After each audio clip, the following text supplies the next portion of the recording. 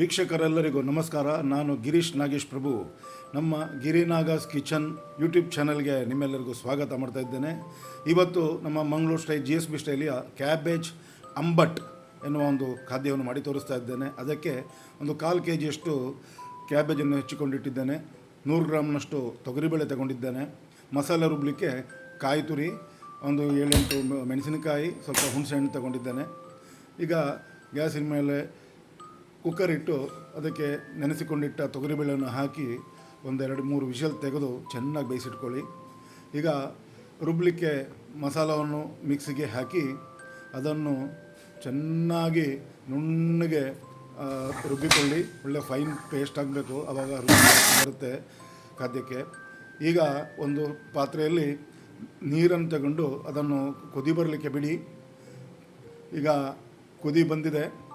ಈ ಕುದಿ ಬಂದಿದ್ದಕ್ಕೆ ನಾವು ಹೆಚ್ಚಿಕೊಂಡಿಟ್ಟ ಕ್ಯಾಬೇಜ್ ತುಂಡುಗಳನ್ನು ಹಾಕಿಕೊಂಡು ಒಂದು 10 ನಿಮಿಷ ಬೇಯಿಸಿ.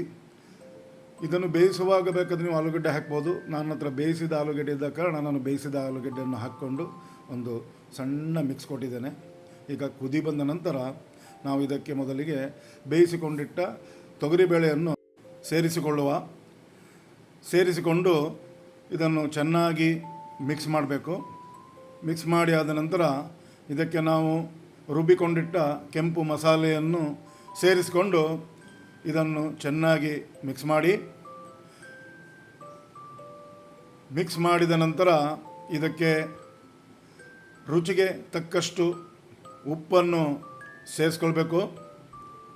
ತಾಯಿಗಿಂತ ಬಂಧುವಿಲ್ಲ, ಉಪ್ಪಿಗಿಂತ ರುಚಿ ಇಲ್ಲ, ಗಾದೆ ಕೇಳಿದ್ದೀರಿ. ಹಾಗೆ ಇದನ್ನು ಸೇರಿಸಿಕೊಂಡು ಒಳ್ಳೆ ಕುದಿ ಬಂದು ಆ ನೊರೆ ಎಲ್ಲ ಹೋದ ನಂತರ ಅದಕ್ಕೆ ಒಗ್ಗರಣೆ ಕೊಡಬೇಕು. ಒಗ್ಗರಣೆಗೆ ನಾವು ಕಾವಲಿಯಲ್ಲಿ ಜಾಸ್ತಿ ಕೊಬ್ಬರಿ ಎಣ್ಣೆ ತೊಗೊಂಡಿದ್ದೇವೆ. ಇದಕ್ಕೆ ನಾವು ಹೆಚ್ಚಿಕೊಂಡಿಟ್ಟ ಎಲ್ಲ ಈರುಳ್ಳಿಯನ್ನು ಹಾಕಿ ಚೆನ್ನಾಗಿ ಫ್ರೈ ಮಾಡಲು ಸ್ಟಾರ್ಟ್ ಮಾಡಿದ ನಂತರ ಇದನ್ನು ಈ ಈರುಳ್ಳಿ ಒಂದು ಟ್ರಾನ್ಸ್ಪರೆಂಟ್ ಆದ ನಂತರ ಇದರಲ್ಲಿ 1/4 ಭಾಗ ಈರುಳ್ಳಿಯನ್ನು ನಾವು ತೆಗೆದು ನಮ್ಮ ಈ ಅಂಬಟ್ಟಿಗೆ ಸೇರಿಸ್ಕೊಳ್ಬೇಕು. ನಂತರ ಉಳಿದ ಈರುಳ್ಳಿಯನ್ನು ಬ್ರೌನ್ ಕಲರ್ ಬರೋ ತನಕ ಹುರಿದು, ಗೋಲ್ಡನ್ ಬ್ರೌನ್ ನೋಡ್ತಾ ಇರ್ಬೋದು ನೀವು. ಇದನ್ನು ನಮ್ಮ ಅಂಬಟ್ಟಿಗೆ ಸೇರಿಸಿ ಚೆನ್ನಾಗಿ ಮಿಕ್ಸ್ ಮಾಡಿದರೆ ನಮ್ಮ ರುಚಿಯಾದ ಕ್ಯಾಬೇಜ್ ಅಂಬಟ್ ಸವಿಯಲು ರೆಡಿಯಾಗಿದೆ. ಇದನ್ನು ಡಿಶ್ ಔಟ್ ಮಾಡ್ತಾ ಇದ್ದೇನೆ ನೋಡಿ.